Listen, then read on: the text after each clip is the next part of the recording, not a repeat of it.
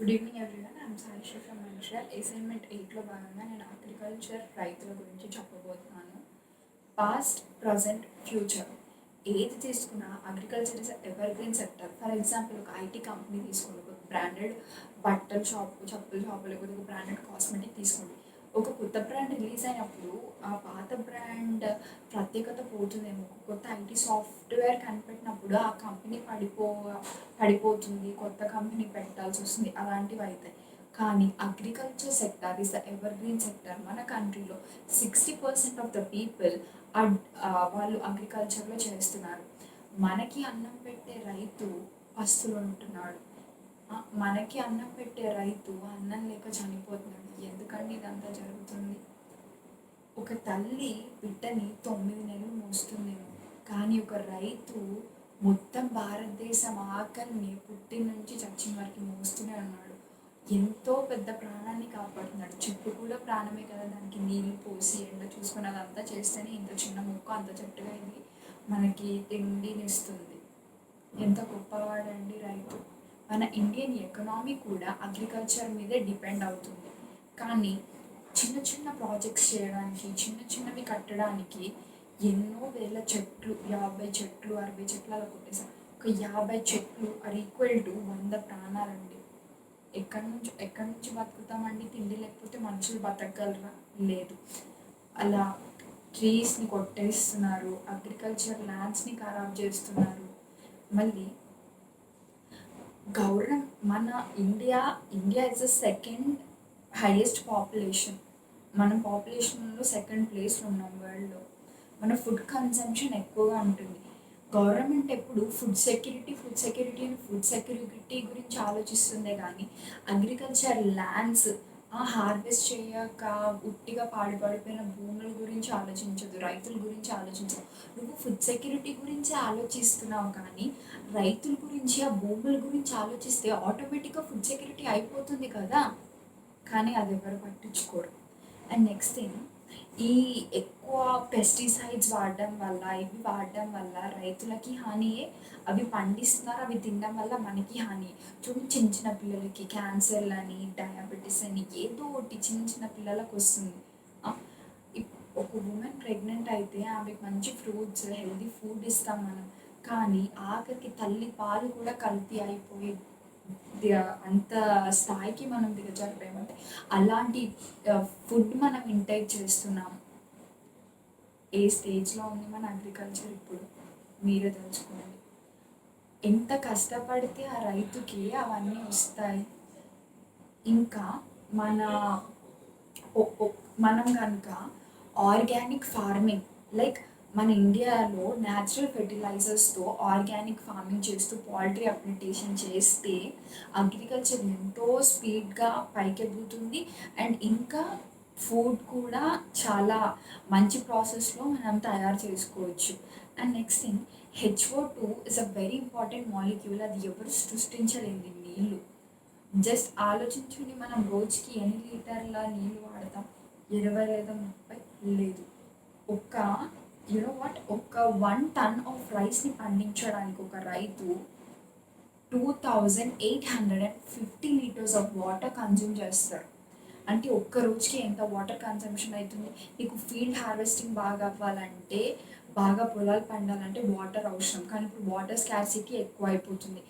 చూడండి, ఇంకో కొన్ని రోజులు అయితే World War III దేనికి అవుతుందో తెలుసా? Lack of food, lack of water. Definitely ఇది జరుగుతుంది. మనం వాటర్ని సేవ్ చేయకపోయినా, అగ్రికల్చర్కి ఇంపార్టెన్స్ మన కంట్రీలో తగ్గిపోయినా పోతుంది. ఒక అతను అడిగాడంట సర్దార్ వల్లభాయ్ పటేల్ని, అసలు ఇండియన్ కల్చర్ ఏంటి అని. అప్పుడు సర్దార్ వల్లభాయ్ పటేల్ గారు అన్నారు, అగ్రికల్చర్ ఈజ్ అవర్ కల్చర్ అని. అగ్రికల్చరే మా Indian culture. Yes, India is a land of agriculture, plants and culture. ఇంకా చెప్తాను, మనము డైలీ వెళ్ళి వెజిటేబుల్స్ కొంటాం. మీరు ఒక డాక్టర్ని కానీ, ఒక ఇంజనీర్ని కానీ, ఎవరైనా ఏ ఫీల్డ్లో ఉన్న వాళ్ళైనా ఒక వీక్కి వన్స్ అవసరం పట్టు దేన్నో దాన్ని బట్టి కలుస్తారని, కానీ ఒక రైతుని మాత్రం ప్రతిరోజు కలుస్తూనే ఉంటారండి.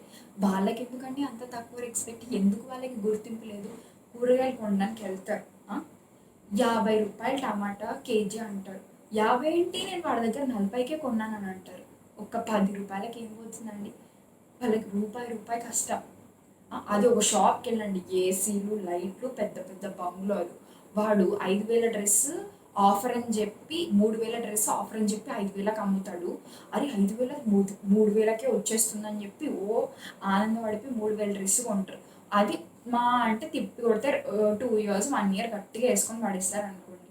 నువ్వు ఆరోగ్యంగా ఉండడానికి నీకోసం అంత మంచిగా వండించి అమ్మితే రూ. 50 రూ. 40కి వేయండి. అస్సలు రైతుల దగ్గర బార్గెన్ చెయ్యకండి. బార్గెనింగ్ అస్సలు వద్దు.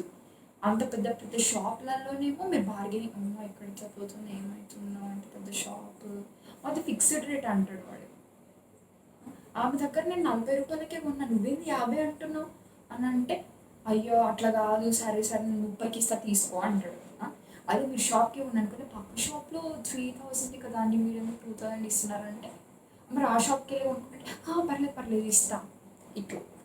సరే ఇప్పుడు ఒక యాపిల్ ఐఫోన్ కనిపెట్టినోడు గొప్పోడు, శాంసంగ్ ఫోన్ కనిపెట్టినోడు గొప్పోడు, ఢిల్లీ ల్యాప్టాప్లు కనిపెట్టినోడు గొప్పోడు. భూమి కష్టపడి పండించిన రైతు ఎందుకండి గొప్పడు కాదు? వీళ్ళందరూ ఎలా బతుకుతున్నారు? తింటేనే కదా. కూరగాయలు ఎక్కడో కొన్నారు, సరే టమోటోలు ఏవో బెండకాయలు కుదురుగా ఉన్నాయి పాడైపోయాయి. రేపు ఇంకో మరుసటి రోజు వాళ్ళ దగ్గర వెళ్ళినప్పుడు అంటాడు, ఏంటయ్యా ఏమిచ్చావు, టమోటాలు అన్నీ మురిగిపోయాయి, బెండకాయలు ముదురుగా ఉన్నాయి, ఏమిచ్చావు అసలు నీ దగ్గర కొనడే కొన్నాను అంటాడు.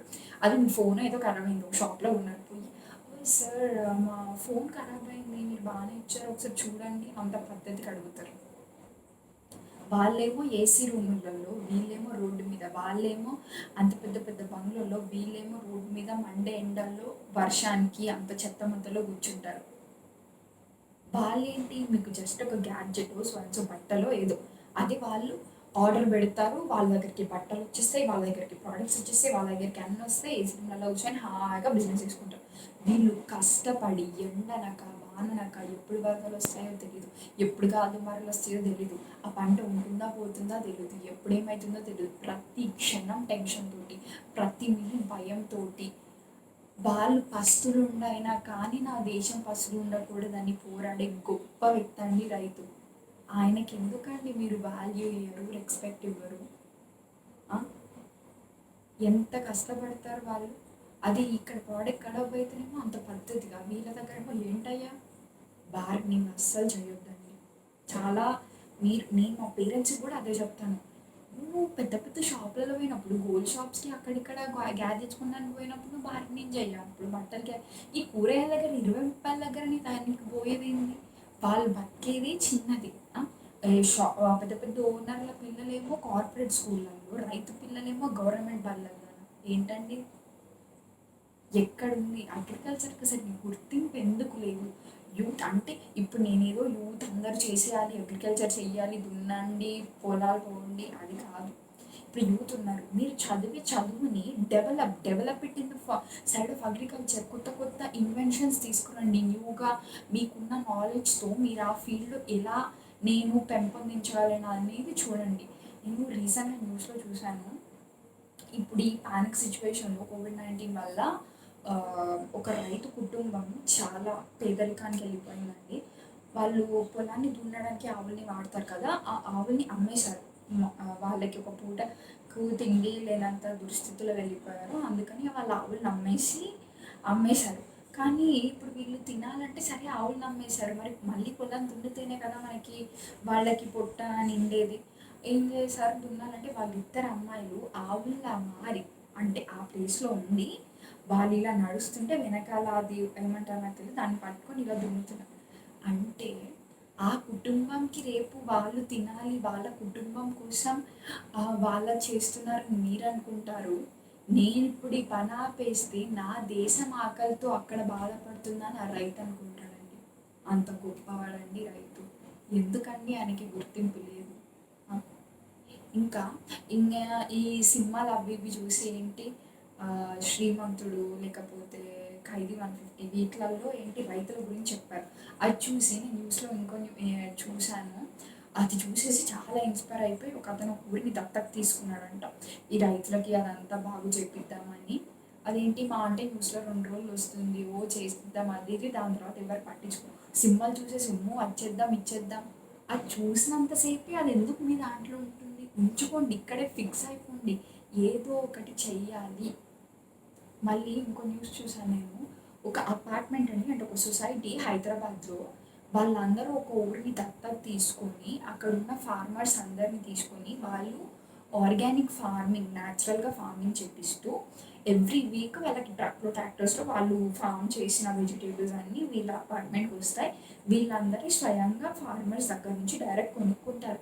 సో ఇలాంటి చిన్న చిన్న పనులు ఒక్క సొసైటీ మొత్తం కలిసి ఈ ఊరిని ఏదో తీసుకొని దాన్ని డెవలప్ చేసి అక్కడ నుంచి కొనడము, లేకపోతే ఇప్పుడు యూత్ తీసుకోండి, వాళ్ళు చదువుకున్న చదువుని దానిలో పెట్టొచ్చు.